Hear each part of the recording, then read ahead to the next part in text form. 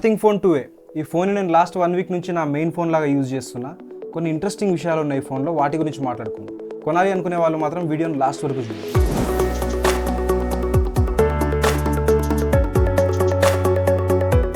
First దీని design గురించి మాట్లాడుకుందాం. ఫోన్ సైజ్ వచ్చేసి మనకు 6.7 ఇంచెస్, ఇది 190 గ్రామ్స్ వెయిట్ ఉంది. అండ్ మనకి థిక్నెస్ వచ్చేసి 8.5 mm ఉంది. అయితే ఈ ఫోన్లో మనకి మొత్తం ప్లాస్టిక్ బిల్డ్ వస్తుంది. చుట్టూ మనం బాడీ చూసుకుంటే ప్లాస్టిక్ బిల్డ్తో దాని మీద మ్యాట్ ఫినిష్ ఉంటుంది. ఆ మ్యాట్ ఫినిష్ ప్రీమియం ఫీల్ అయితే ఇస్తుంది. బ్యాక్ సైడ్ చూసుకుంటే మనకు ప్లాస్టిక్ బ్యాక్, ఇది గ్లాస్ ఫినిష్ లాగా ఉంటుంది. సో ఫస్ట్లో నేను కూడా చూసినప్పుడు కన్ఫ్యూజ్ అయినా, అసలు ఇది గ్లాసా ప్లాస్టిక్ అని చెప్పి. కానీ మొత్తానికి చూస్తే ఇది ప్లాస్టిక్. సో దీన్ని వాడేటప్పుడు కొంచెం జాగ్రత్తగా ఉండాల్సి వస్తుంది, ప్లాస్టిక్ బ్యాగ్ కాబట్టి. ఫోన్ మొత్తం మనకి బాక్సీ ఫినిష్ ఉంటుంది, కానీ బ్యాక్ సైడ్ ఈ ప్లాస్టిక్ది కొంచెం రౌండెడ్ ఎడ్జెస్ ఉంటుంది అనమాట. సో మనం చేతిలో ఇట్లా ఫోన్ని పట్టుకున్నప్పుడు కంఫర్టబుల్గా ఉంటుంది. ఇట్లా ఎడ్జెస్ ఇట్లా చేతిలో గుచ్చుకోవడం అట్లాంటి ఫీలింగ్ అయితే నాకేం అనిపించలేదు. చేతిలో ఇట్లా బేర్ హ్యాండ్స్తో మనకి పౌచ్ లేకుండా ఫోన్ పట్టుకోవడానికి చాలా కంఫర్టబుల్గా ఉంది. కెమెరాస్ చూసుకుంటే మనకి 2 కెమెరాస్ ఇక్కడ పొజిషనింగ్ సెంటర్లో చేసారు. సో కార్నర్స్కి లేకుండా సెంటర్లో ఉంది. సో ఈ సెంటర్లో ఉండడం వల్ల అడ్వాంటేజ్ ఏంటి అంటే, మనం ఫోన్ని టేబుల్ మీద పెట్టి యూజ్ చేస్తున్నప్పుడు మనకి ఎక్కడ వాబ్లింగ్ అనే ఇష్యూ లేదు. సో మనం టేబుల్ మీద పెట్టి యూజ్ చేసుకున్న ఫోన్ ఇట్లా ఊగడం అట్లాంటిది ఏం అవ్వట్లేదు. ఇంకో విషయం నాకు పర్సనల్గా బాగా ఇష్టమైంది ఏంటిదంటే, వాల్యూమ్ బటన్ ఇంకా పవర్ బటన్ ఆపోజిట్ సైడ్స్లో ఉండడం నాకు కొంచెం కంఫర్టబుల్ అనిపిస్తుంది. ఎందుకంటే స్క్రీన్ షాట్ తీయడమైనా లేకపోతే లెఫ్ట్ హ్యాండ్తో వాల్యూమ్ కీస్ని కంట్రోల్ చేయడమైనా కొంచెం ఈజీ అనిపిస్తుంది నాకు. సో ఈ పొజిషనింగ్ కూడా ఆపోజిట్ సైడ్స్లో ఉన్నాయి. సో ఇది కూడా ఒక అడ్వాంటేజ్ అని చెప్తా. ఇంకా మనకి కెమెరా చుట్టూ గ్లిఫ్ లైటింగ్ ఇచ్చారనమాట. నథింగ్ 1, 2లో ఇచ్చినట్టు మనకి మొత్తం టాప్ నుంచి బాటమ్ వరకు గ్లిఫ్ లైటింగ్ ఇవ్వలేదు. ఈసారి 3 సెగ్మెంట్స్లో డివైడ్ చేశారు గ్లిఫ్ లైటింగ్ని. కెమెరాలో లెఫ్ట్ సైడ్కి 2 లైట్స్, ఇంకా రైట్ సైడ్లో 1 వర్టికల్ లైన్ ఇచ్చారు. ఈ గ్లిఫ్ లైటింగ్ కాకుండా మనకి ఇంకో ఫ్లాష్ లైట్ కూడా ప్రొవైడ్ చేశారు వీళ్ళు. సో డిజైన్ వైజ్గా మనం చూసుకుంటే ఇది ప్లాస్టిక్ బిల్డ్ అయినా కానీ సరే చేతిలో పట్టుకున్నప్పుడు చూడడానికి కంప్లీట్గా ఒక ప్రీమియం ఫీల్ అయితే వస్తుంది. సో ఇది బ్యాక్ సైడ్ ప్లాస్టిక్ అవ్వడం వల్ల మనకి లెవెల్ 2, లెవెల్ 3 హార్డ్నెస్ ఉన్న మెటీరియల్స్తో కూడా స్క్రాచెస్ పడే ఛాన్స్ ఉంటుంది. నేను వాడడం మాత్రం దీన్ని చాలా జాగ్రత్తగా వాడుతున్నా. పాకెట్లో పెట్టినప్పుడు తీసినప్పుడు కూడా చూసి పెడుతున్నా. అంటే మనకు పాకెట్ జీన్స్ మీద బటన్స్ ఉంటాయి కదా, వాటికి ఎక్కడైనా రాసుకొని స్క్రాచెస్ పడతాయేమని చెప్పి కొంచెం కేర్ఫుల్గా యూజ్ చేసిన. అయినా సరే నాకు అక్కడక్కడ చిన్నగా స్క్రాచెస్ పడ్డట్టు అనిపించింది. వాడాలి అనుకుంటే పౌచ్ చేసుకొని వాడాలి, లేదు అంటే బ్యాక్ సైడ్ ఈజీగా స్క్రాచెస్ పడిపోతాయి. బ్యాక్ సైడ్ ఈ గ్లాసీ ఫినిష్ ఉంది కదా, సో మనం నార్మల్గా ఫోన్ని ఇట్లా పట్టుకున్నప్పుడు ఫింగర్ ప్రింట్స్ ఈజీగా పడిపోతున్నాయి. ఇది ఇంకా బ్లాక్ కలర్ అవ్వడం వల్ల ఏమవుతుందంటే, ఆ ఫింగర్ ప్రింట్స్ ఇంకా ఆ స్మడ్జెస్ ఏవైతే ఉంటాయో కొంచెం పాప్ అయ్యి ఇంకా క్లియర్గా అనిపిస్తున్నాయి. సో ఆ ఇష్యూ ఉండొద్దు అనుకుంటే మీరు వైట్ కలర్కి వెళ్తే బెటర్. ఎందుకంటే వైట్లో మనకి ఆ ఫింగర్ ప్రింట్స్ ఇంకా స్మడ్జ్ అయ్యే డీటెయిల్స్ ఏవైతే ఉంటాయో అవి కనిపించవు. లుక్స్ వైజ్గా చూసుకుంటే మనకి ఫోన్ కంప్లీట్లీ యూనిక్ డిజైన్ అనమాట. అండర్ 25,000లో ఇలాంటి డిజైన్తో ఏ ఫోన్ లేదు. సో లుక్స్లో ఇది 10 out of 10 నేను చెప్తాను.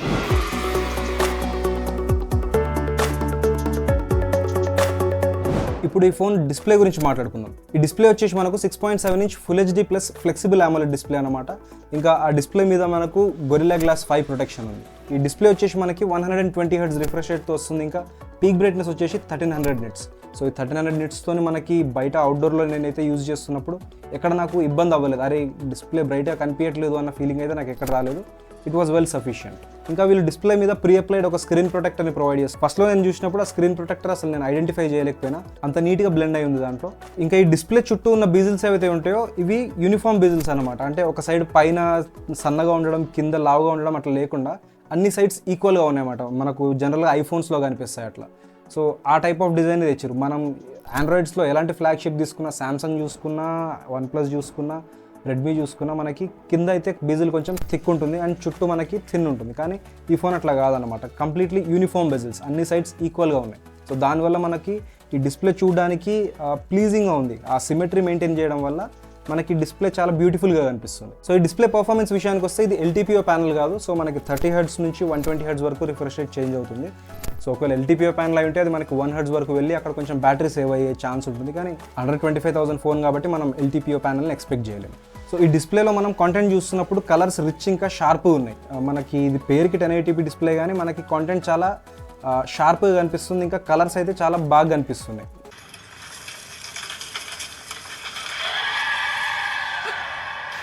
సో మనకి నెట్ఫ్లిక్స్లో కాంటెంట్ చూస్తున్నప్పుడు కూడా వైడ్ వైన్ L1 సపోర్ట్ ఉంది. ఇంకా యూట్యూబ్లో మనకి 4K 60 FPS వరకు ప్లేబ్యాక్ సపోర్ట్ వస్తుంది. దీంట్లో నేను నెట్ఫ్లిక్స్లో మూవీస్ చూస్తున్నప్పుడు ఆ షార్ప్నెస్ ఏదైతే ఉంటుందో, ఇంకా అది ఫుల్ హెచ్డీ డిస్ప్లే కంటే 4K డిస్ప్లే లాగా నాకు ఎక్కువ కనిపించింది. అంత క్లియర్గా ఉందన్నమాట. సో డిస్ప్లేలో ఎక్కడ కాంప్రమైజ్ అవ్వలేదు క్వాలిటీలో. ఈ డిస్ప్లేలో మనకి 1300 nits పీక్ బ్రైట్నెస్ కదా, ఆ పీక్ బ్రైట్నెస్ మనకి అవుట్డోర్ యూజేజ్లో ఎక్కడ ఇబ్బంది అవ్వలేదు. కంప్లీట్లీ ఒక సఫిషియంట్ బ్రైట్నెస్ అయితే ఉందన్నమాట. సో ఫైనల్గా డిస్ప్లే అయితే మనకి వ్యూయింగ్ యాంగిల్స్ బాగున్నాయి. ఇంకా 1080p డిస్ప్లే అయినా కానీ సరే మనకు కాంటెంట్ చాలా క్రిస్ప్ ఇంకా షార్ప్గా కనిపిస్తుంది. సో డిస్ప్లేలో ఎట్లాంటి ప్రాబ్లం నాకు అనిపించలేదు.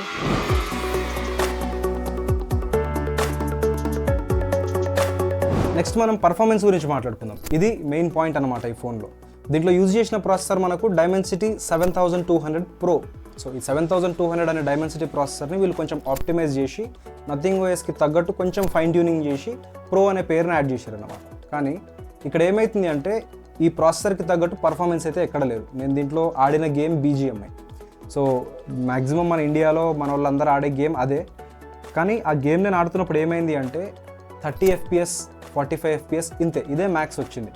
ఒక్కోసారి ఏమైంది అంటే మనకి ఇంటెన్స్ సిచ్యువేషన్స్లో 30 FPS కంటే తక్కువకు పడిపోయింది. అరౌండ్ 20 FPS 15 FPS వరకు కూడా అయిపోయింది. ఫోన్ పర్ఫార్మెన్స్ ఇలా ఉండేసరికి నేను చాలా డిసప్పాయింట్ అయినా. దీంట్లో ఇచ్చిన UFS 2.2 ఇంకా LPDDR4X ర్యామ్, ఒక ప్రీవియస్ జనరేషన్ ర్యామ్ టెక్నాలజీ అది.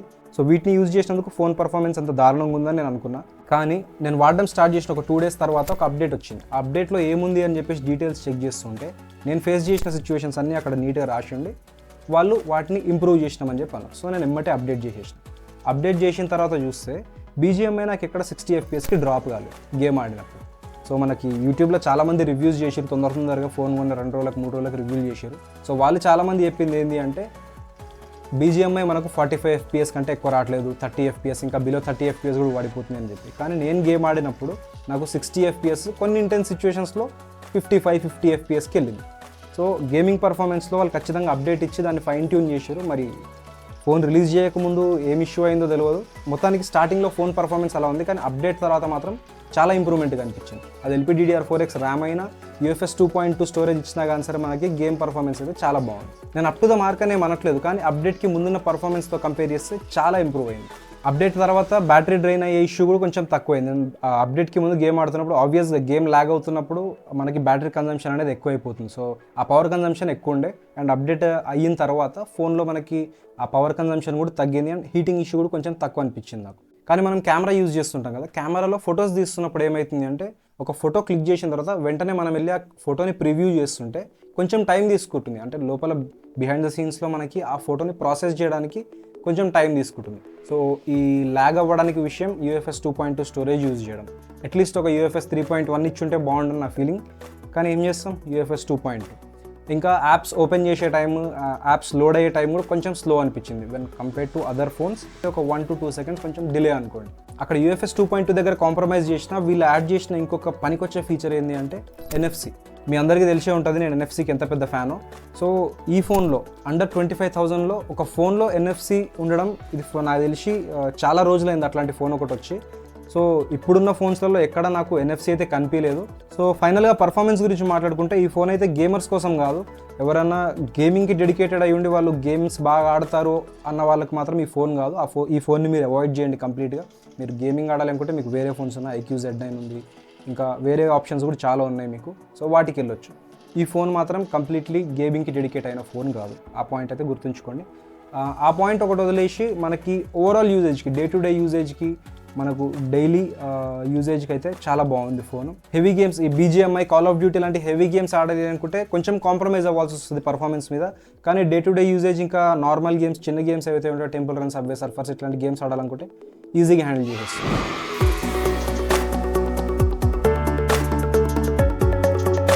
ఇప్పుడు సాఫ్ట్వేర్ గురించి మాట్లాడుకుందాం. ఇది ఈ ఫోన్కి డీల్ బ్రేకర్ అన్నమాట. సో ఈ ఫోన్ కాస్ట్ ఎందుకు ఇంత పెడుతున్నారు అనే దానికి ఆన్సర్ ఇక్కడే దొరుకుతుంది. సో వీళ్ళు డిజైన్ చేసిన OS అన్నమాట. సో ఇది నథింగ్ OS 2.5.4 మీద ఉంది ఇప్పుడు లేటెస్ట్ అప్డేట్ వచ్చిన తర్వాత. అంటే Android 14 బేస్డ్ స్కిన్ ఇది. యూజ్ చేస్తున్నప్పుడు ఈ ఫోన్ మీకు ఎక్కడ ఇంత ల్యాగ్ అనిపించదు, ఎక్కడ ఇంత జిటర్ అనిపించదు, ఎక్కడ మీకు ఒక బడ్జెట్ ఫోన్ వాడుతున్న ఫీలింగ్ అయితే రాదు. అంత క్లీన్గా, అంత స్మూత్గా ఈ UI అయితే మీకు ఎక్స్పీరియన్స్ ఇస్తుంది. నేను వాడిన రోజులు నాకు ఎక్కడ ఇది నేను ఒక 25,000 ఫోన్ వాడుతున్నా అన్న ఫీలింగ్ అయితే నాకు రాలేదు. ఎక్కడ చూసుకున్నా కస్టమైజేషన్స్లో కాంప్రమైజ్ అవ్వలేదు. కంప్లీట్లీ మినిమల్ డిజైన్, ఇంకా స్టాక్ ఆండ్రాయిడ్ ఎక్స్పీరియన్స్ UI మనకి ఇస్తుంది. జనరల్గా మనం ఈ బడ్జెట్లో కావచ్చు, ఇంతకంటే ఎక్కువ బడ్జెట్లో కానీ మనం వేరే ఫోన్ని ఏదైనా తీసుకోవడానికి వెళ్ళినప్పుడు అది MI ఫోన్ అయి ఉండొచ్చు, రియల్మీ ఫోన్ అయి ఉండొచ్చు, ఒప్పో ఫోన్ అయి ఉండొచ్చు, వివో ఫోన్ అయి ఉండొచ్చు. ఎందులో చూసినా మనకు యాడ్స్ అయితే ఖచ్చితంగా కనిపిస్తాయి. కానీ ఈ ఫోన్లో మీకు యాడ్స్ అనేవి ఎక్కడ కనిపించవు, ప్రీ ఇన్స్టాల్డ్ బ్లోట్వేర్ ఎక్కడ కనిపించవు, ఒక్క యాప్ కూడా మీకు అవసరం లేని యాప్ అయితే ఇన్స్టాల్ అయ్యి రాదు. ఒక 2 to 3 యాప్స్ ఉంటాయి నథింగ్కి సంబంధించినవి, అవి తప్ప మీకు ఎక్కడ బ్లోట్వేర్ అనేవి కనిపించవు. సో వీళ్ళు కస్టమైజేషన్కి ఇంకా లెవెల్ ఆఫ్ డీటెయిలింగ్కి ఎంత ఇంపార్టెన్స్ ఇచ్చారో మీకు ఒక ఎగ్జాంపుల్ చూపిస్తా. ఇప్పుడు ఈ ఫోన్ అన్లాక్ అయ్యి ఉంది కదా, ఇప్పుడు నేను దీన్ని ఇక్కడ పైన ట్యాప్ చేసి లాక్ చేస్తే డిస్ప్లే మొత్తం ఇక్కడ నుంచి ఇట్లా ఆఫ్ అయిపోతుంది. ఇంకా పవర్ బటన్తో మనం ఇట్లా ఆన్ చేసి మళ్ళీ ఆఫ్ చేసినా అది పవర్ బటన్ దగ్గరికి ఇట్లా స్క్రీన్ క్లోజ్ అవుతుంది. సో యానిమేషన్స్ చూడడానికి కంప్లీట్లీ డిఫరెంట్, ఇంకా ఎక్స్పీరియన్స్ని కంప్లీట్గా మార్చేస్తాయి అన్నమాట వేరే ఫోన్స్ నుంచి వచ్చిన వాళ్ళకి. సో దీంట్లోనే Android 14 తర్వాత మనకు 3 years of major software updates ఇస్తున్నారు, ఇంకా 4 years of security patch update ఇస్తున్నారు. సో మనకి Android 17 వరకు దీనికి ఎట్లాంటి డోకా లేదు. ఇంకా మనకి ఆ తర్వాత ఇంకో 1 year మనకి సెక్యూరిటీ ప్యాచ్ అప్డేట్స్ కూడా వస్తాయి. కాబట్టి సాఫ్ట్వేర్ పరంగా మనకి ఇది టాప్ నాచ్ అని చెప్తా. ఇంకా మనకు వెనకిచ్చిన గ్లిఫ్ లైటింగ్ సాఫ్ట్వేర్తో చాలా బాగా ఇంటిగ్రేట్ చేశారనమాట. దీనికి మనకు టాప్ రైట్లో ఇక్కడ ఒక లైట్ సెట్ ఉందన్నమాట. ఇది ఏం చేస్తుంది అంటే మనకు టైమర్ లాగా పనిచేస్తుంది. జనరల్గా మనం టైమర్ ఆన్ చేసేసి ఫోన్ని ఇక్కడ పెట్టేసినా అది టైమర్ లాగా లైట్ రెడ్యూస్ అవుకుంటూ పోతుంటుంది. దాన్ని మనకు స్విగ్గీ ఇంకా ఊబర్తో ప్రస్తుతానికైతే ఇంటిగ్రేట్ చేసి పెట్టారు. సో స్విగ్గీ నుంచి డెలివరీ బాయ్ వస్తున్నా, ఊబర్ నుంచి మనకు క్యాబ్ వస్తున్నా కానీ సరే ఆ టైమర్ అనేది మనకి డిక్రీజ్ అవుతూ ఉంటుంది. సో మనం ఫోన్ని చెక్ చేయాల్సిన అవసరం లేకుండా ఆ లైట్ ఇండికేటర్తో మనం చూసుకోవచ్చు. మ్యూజిక్ విజువలైజేషన్ అని చెప్పేసి ఇంకో ఫీచర్ ఇచ్చారు వీళ్ళు. సో మనకి పాటలు ఏమైనా ప్లే చేస్తున్నా, కాంటెంట్ ఏమైనా చూస్తున్నా, ఈ 3 lights మ్యూజిక్కి తగ్గట్టు సింక్ అయిపోయి ఈ లైట్స్ మనకి చేంజ్ అవుతూ ఉంటాయి అన్నమాట.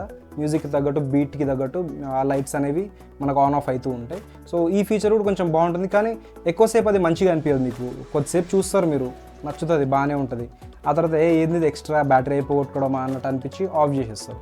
సో అది కొద్దిసేపటి ఆనందం అన్నమాట. నాకైతే అదంతా యూస్ఫుల్ అనిపించలేదు.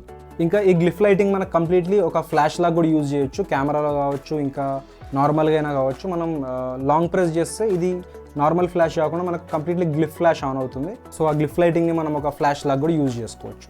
ఇంకా మనం ఫోన్ని ఇట్లా ఫ్లిప్ చేసి ఎక్కడైనా టేబుల్ మీద పెడితే మనకి ఈ వెనక లైట్స్ ఏవైతే ఉంటాయో ఒకసారి ఇట్లా బ్లింక్ అయిపోయి ఫోన్ ఆటోమేటిక్గా సైలెంట్ మోడ్కి మూవ్ చేసేసి ఆ బ్లింకింగ్ వల్ల మనకు తెలుస్తుంది ఫోన్ సైలెంట్ మోడ్కి వెళ్ళిపోయింది అని చెప్పి. ఇంకా మన కాల్స్ ఏమైనా వచ్చినా, మెసేజెస్ ఏమైనా వచ్చినా ఈ లైట్స్ ఒకటే బ్లింక్ అవుతాయి, సౌండ్ రాకుండా ఉంటుంది అనమాట. ఆ ఫీచర్ని మనం ఆఫ్ కూడా చేసుకోవచ్చు, కానీ అదొక యాడెడ్ ఫీచర్. సో ఎవరికైనా అది యూస్ఫుల్ అనిపిస్తే వాడుకోవచ్చు. ఈ ఫోన్ని మనం వాడుతూ ఉంటే ఇది ఇంకా స్మూత్ అయినట్టు నాకు అనిపించింది. సో నేను అన్బాక్సింగ్ వీడియోలో ఈ ఫోన్ని ఫస్ట్ టైం ఓపెన్ చేసినప్పుడు పైనుంచి స్లైడర్ కిందికి అంటే నాకు అదేదో కొంచెం స్టక్ అయినట్టు అనిపించింది అని చెప్పిన కదా. కానీ ఇది నేను వాడుతున్న కొద్దీ మెల్లిమెల్లిగా ఆ యానిమేషన్స్ అనేవి స్పీడ్ ఇంకా పెరుగుతుంది, ఇంకా యూఐ అనేది స్మూత్గా వెళ్ళిపోతుంది అనమాట.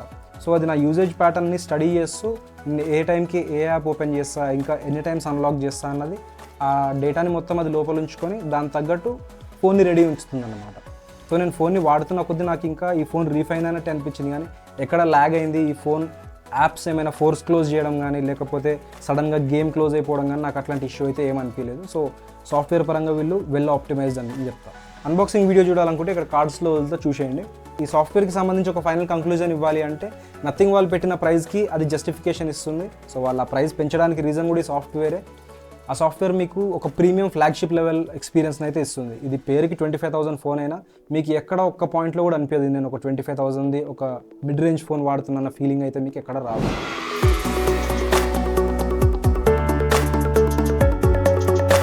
ఇప్పుడు కెమెరాస్ గురించి మాట్లాడుకుందాం. ఈ ఫోన్లో మనకి ఇచ్చింది 2 కెమెరాలు అన్నమాట.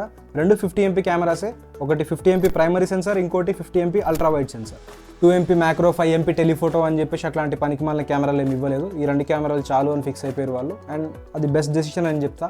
ఎందుకంటే ఈ మధ్య మనకి కెమెరా కట్అవుట్ చూసుకుంటే వెనక సగం ఫోన్ లేపేస్తున్నారు కెమెరా కట్అవుట్తో, కానీ ఇక్కడ చూస్తే మనకి సింపుల్ మినిమల్ డిజైన్, ఒక చిన్న బబుల్ లాగా, అండ్ ఆ చిన్న డిజైన్ వల్ల ఫోన్ లుక్ చాలా బాగుంది, నాకైతే నచ్చింది. మనకి మంచి లైటింగ్ కండిషన్ ఉంటే ఫొటోస్ చాలా బాగా వస్తున్నాయి, ఎక్కడ మనకి ప్రాబ్లం అయితే ఏం లేదు. స్కిన్ టోన్స్ ఏవైతే ఉన్నాయో అవి న్యాచురల్ స్కిన్ టోన్స్ కావు, కొంచెం రెడ్ టోన్స్కి ఎక్కువ మూవ్ అయిపోతుంది. ఇంకా కొన్నిసార్లు ఆ స్కిన్ టోనే వాష్ అవుట్ చేసేసి కొంచెం గ్రేయిష్ స్కిన్ టోన్ లాగా అయితే చూపిస్తుంది. సో నాకు ఇక్కడ పోర్ట్రేట్లో కొంచెం ఆ ప్రాబ్లం అనిపించింది. ఇంకా ఎడ్జ్ డిటెక్షన్ కూడా అక్కడక్కడ ప్రాబ్లం అవుతుంది, కొంచెం దూరం వెళ్ళి పోర్ట్రేట్స్ తీస్తున్నప్పుడు ఎడ్జ్ డిటెక్షన్లో ప్రాబ్లం అవుతుంది. కానీ ఫొటోస్ హ్యూమన్ సబ్జెక్ట్స్ కాకుండా మీరు నార్మల్ ఫొటోస్ ఏమైనా తీస్తుంటే ల్యాండ్స్కేప్ ఫొటోస్ అవ్వచ్చు, ఆబ్జెక్ట్ ఫొటోస్ అవ్వచ్చు, ఆ ఫొటోస్ తీస్తున్నప్పుడు మీకు కలర్స్ పంచిగా వస్తున్నాయి, అండ్ కలర్ యాక్యురసీ కూడా చాలా బాగుంది, ఆ కలర్ రీప్రొడక్షన్ కూడా చాలా బాగుంది. నార్మల్ మోడ్లో కూడా హ్యూమన్ ఫిగర్స్ తీస్తున్నప్పుడే కొంచెం ఇబ్బంది అవుతుంది. ఇంకా మెయిన్ సెన్సార్ నుంచి అల్ట్రావైడ్ సెన్సార్కి షిఫ్ట్ అవుతున్నప్పుడు కొంచెం కలర్ షిఫ్ట్ అయినట్టు అనిపించింది నాకు. అల్ట్రావైడ్ సెన్సార్ కొంచెం ఎక్కువ సాచురేట్ అయినట్టు అనిపించింది. కొన్నిసార్లు ఆ లైటింగ్ కండిషన్స్ని బట్టి ఒక్కోసారి ఎక్కువ సాచురేట్ అవుతుంది, ఒక్కోసారి మెయిన్ సెన్సార్తో కొంచెం తక్కువ సాచురేట్ అవుతుంది. సో రెండు ఒకే కలర్ బ్యాలెన్స్ అయితే లేవు, కొంచెం డిఫరెన్స్ అయితే ఉంది. ఇంకా మనం కెమెరా యూఐ గురించి మాట్లాడుకుంటే కెమెరా యూఐ మనకి చాలా సింపుల్గా ఇచ్చారు, అండ్ ఎక్కడ మనకి పనికిమాలిన ఫీచర్లు ఏమి ఇవ్వలేదు, అన్ని పనికొచ్చే ఫీచర్లే ఉన్నాయి. ఇందులో నైట్ మోడ్ కావచ్చు, హెచ్డిఆర్ మోడ్ కావచ్చు, photo mode, portrait mode. So expert mode అనేది ఫోటో వరకే లిమిటెడ్ అనమాట. వీడియో తీసేటప్పుడు ఎక్స్పర్ట్ మోడ్ని అయితే ఆన్ చేయలేము. ఇప్పుడు వీడియో సెక్షన్ గురించి మాట్లాడుకుంటే మనకి రేర్ కెమెరాస్ 4K 30 FPS వరకు మాక్సిమం రికార్డ్ చేయగలుగుతాయి. ఇంకా స్లోమో విషయానికి వస్తే 1080p 120 FPS మాక్సిమం రికార్డ్ చేయగలుగుతాయి. ఈ 1080p 120 FPSలో మనకి 1x 2x ఆప్షన్స్ కూడా స్విచ్ చేసుకోవచ్చు. సో మనకి ప్రైమరీ సెన్సర్తో వీడియో తీస్తున్నప్పుడు ఈ ఆప్టికల్ ఇమేజ్ స్టెబిలైజేషన్ ఇంకా ఎలక్ట్రానిక్ ఇమేజ్ స్టెబిలైజేషన్ రెండూ ఉన్నాయి ప్రైమరీ సెన్సర్కి. ఆ రెండింటి కాంబినేషన్ వల్ల మనకి స్టెబిలైజేషన్ అనేది చాలా బాగుంది. కొంచెం క్రాపింగ్ ఉంటుంది, జూమ్ అయినట్టు ఉంటుంది, కానీ స్టెబిలైజేషన్ మాత్రం బాగుంది. ఫ్రంట్ ఫేసింగ్ కెమెరా ఏదైతే ఉందో అది మనకు 32MP కెమెరా అనమాట. 32MP కెమెరాతో కూడా మనకి సేమ్ ఇష్యూ. మనం నార్మల్గా సెల్ఫీస్ తీస్తున్నప్పుడు కూడా సేమ్ అదే వాష్అవుట్ అయిపోతుంది, లేకపోతే ఎడ్జ్ డిటెక్షన్లో అక్కడక్కడ ప్రాబ్లం అవుతుంది. ఇంకా స్కిన్ టోన్స్ అయితే న్యాచురల్ స్కిన్ టోన్స్ రావట్లేదు. ఆ వాష్అవుట్ అవ్వడం నాకు ఇదే ఇబ్బంది అనిపించింది. దాంట్లో 1080p 60 FPS వరకు వీడియో రికార్డింగ్ క్యాపబిలిటీ కూడా ఉంది. ఫైనల్గా కెమెరాస్ గురించి ఒక మాట చెప్పాలి అంటే డీసెంట్ అని చెప్తా, they are not up to the mark. కాకపోతే డీసెంట్ కెమెరాస్, మనకు డే టు డే యూజేజ్లో మోర్ దెన్ ఎనఫ్ అని చెప్తా. కాకపోతే హ్యూమన్ ఫిగర్స్లో కలర్ యాక్యురసీ, ఇక ప్రొఫెషనల్ ఫోటోగ్రఫీ టైప్లో మీరు దాన్ని డీటెయిల్డ్గా చూస్తే అప్పుడు మీకు ఆ డిఫరెన్సెస్ కనిపిస్తాయి. కానీ డే టు డే యూజేజ్లో నార్మల్ పీపుల్కి అంత ఏం డిఫరెన్స్ అనిపించదు. అండ్ మీరు ఇంకో ఫోన్ని దీన్ని పక్కన పెట్టి కంపేర్ చేస్తే కానీ మీకు ఆ డిఫరెన్సెస్ అనేవి అర్థం కావు. సో కెమెరాస్ అనేవి అబవ్ యావరేజ్ అనేవి.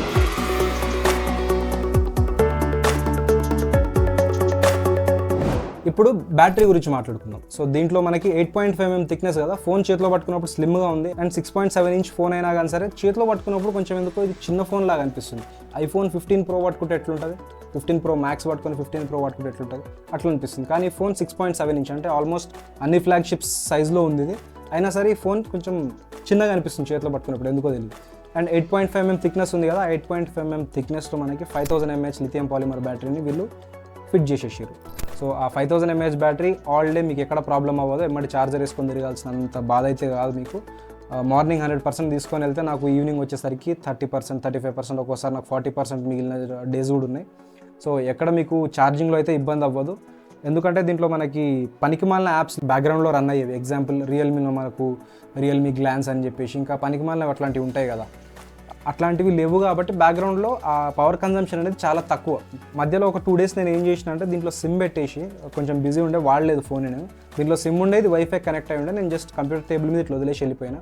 సో 2 daysలో నాకు అరౌండ్ 25% బ్యాటరీ డౌన్ అయింది. అంటే ఐడిల్ స్టేట్లో ఫోన్ ఎవరు వాడకపోయినా 2 daysలో 25% వరకే డ్రాప్ అయింది. సో ఇది ఐడిల్ స్టేట్లో, దీంట్లో వేరే యాప్స్ ఏం లేవు దీంట్లో పవర్ కన్జ్యూమ్ చేసి దీన్ని బ్యాటరీ డ్రైన్ చేయడానికి.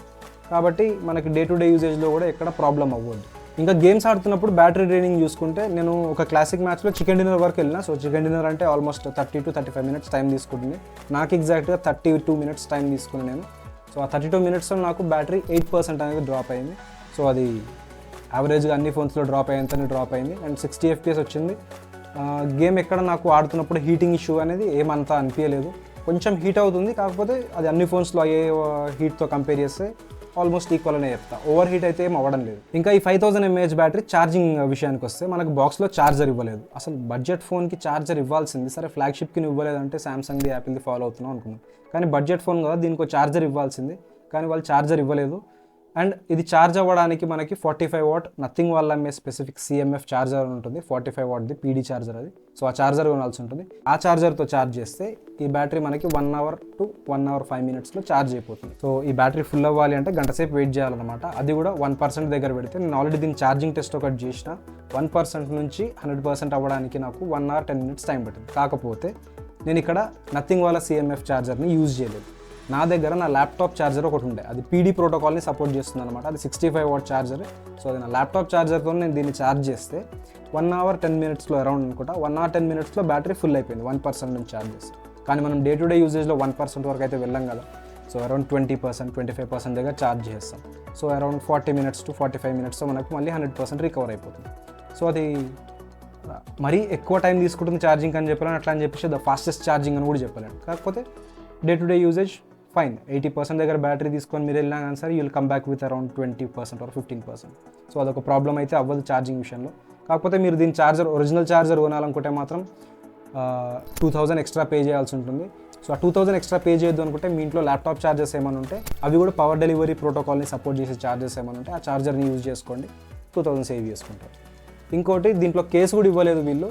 సో ఆ కేస్ని కొనాలనుకున్న నథింగ్ వాళ్ళ అఫీషియల్ వెబ్సైట్లో కేస్కి అరౌండ్ 1500 ఏదో ఉంది ప్రైస్. ఒక 4 రోజులు అయితే మనకి కోటిలో దొరికేస్తుంది, అరౌండ్ 200-300లో ఈజీగా దొరికేస్తుంది. సో వెయిట్ చేయండి, నథింగ్ వాళ్ళ అఫీషియల్ కేస్ వద్దు, కొనకండి. ఫైనల్గా ఈ ఫోన్ని మీరు కొనడం వర్తా కాదా? సో గేమర్స్ ఎవరైతే ఉన్నారో ముందు చెప్పేసిన కదా ఆల్రెడీ, ఈ ఫోన్ వైపు చూడకండి. మీరు గేమింగ్కి మీరు ఖచ్చితంగా డిసప్పాయింట్ అవుతారు. క్యాజువల్ గేమర్స్ ఎప్పుడో రోజుకు ఒకసారి అప్పుడప్పుడు అట్లా ఆడతా, ఫ్రెండ్స్తో క్యాజువల్గా ఆడతా అనుకుంటే మాత్రం మీరు ఈ ఫోన్ని కన్సిడర్ చేయొచ్చు. కానీ హెవీ గేమర్స్ ఎవరైతే ఉంటారో, ఇక డైలీ 2 to 3 అవర్స్ ఆడతారు, ఇంకా వాళ్ళు కొన్ని టోర్నమెంట్స్ కూడా ప్రిపేర్ అవుతూ ఉంటారు కదా, వాళ్ళు మాత్రం ఈ ఫోన్కి అసలు టచ్ చేయకండి భయ్య. ఇక ఈ ఫోన్ చూడకండి, మీకు వేరే ఆప్షన్స్ ఉన్నాయి. పోకో X6 Pro ఉంది, రెడ్మీ Note 13 Pro ఉంది, ఇంకా IQ Z9 కూడా ఉంది. వీటిని చూడండి. ఇవి డెడికేటెడ్లీ కొన్ని ఫోన్స్, ఈ పోకో కావచ్చు, IQ కావచ్చు, డెడికేటెడ్ ఫర్ గేమింగ్ అన్నమాట. ఆ ఫోన్స్ని మీరు చూడండి. కానీ డైలీ యూజేజ్కి మీకు ఒక ఫోన్ కావాలి అనుకుంటే, మీకు సాఫ్ట్వేర్ ఎక్స్పీరియన్స్ భయ్య అసలు డీల్ బ్రేకర్ ఈ ఫోన్లో, నేను చెప్తున్నా కదా. సాఫ్ట్వేర్ ఎక్స్పీరియన్స్ కోసం ఈ ఫోన్కి మీరు పెట్టేయచ్చు డబ్బులు. అండ్ ఇంకోటి, ఈ ఫోన్ లుక్స్కి బ్యాక్ సైడ్ నుంచి కావచ్చు, ఫ్రంట్ సైడ్ నుంచి కావచ్చు. యాక్చువల్గా నేను ఈ ఫోన్ ఇట్లా లాక్ చేసేసి ఇట్లా సైడ్కి పెట్టేసిన, మా ఆఫీస్ లాకర్లో పెట్టేసి చూసి ఎవరో ఐఫోన్ అనుకున్నారంట. ఐఫోన్ కొన్నావా అని నన్ను వచ్చి అడిగి. సో ఆ లుక్స్ అట్లా ఉన్నాయన్నమాట ఈ ఫోన్వి.